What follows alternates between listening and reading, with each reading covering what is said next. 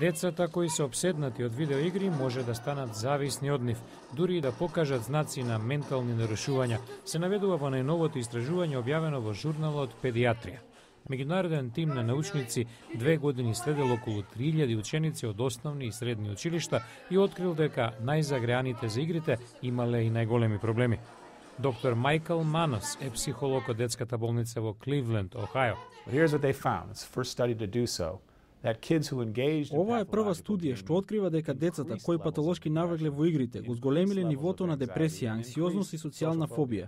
Кога прекинале со патолошкиот начин на играње, се намалиле и проблемите. Така наречените патолошки играчи минале околу 31 час неделно на видеоигри, споредено со умерените, кои минале 19 часа.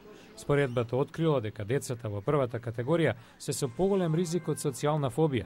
Исто така, децата со поимпулсивно однесување и кои се чувствувале помалку комотно со други деца, минувале повеќе време на игрите.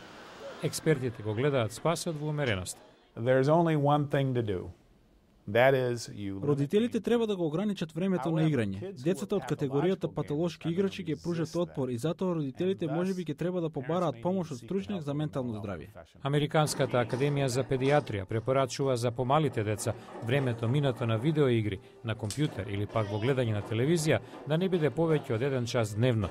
За средношколците не повеќе од 2 часа дневно. Од друга страна, Сдруженијето на софтвери за забава не се согласува со студијата и ги нарекува нејзините наоди погрешни.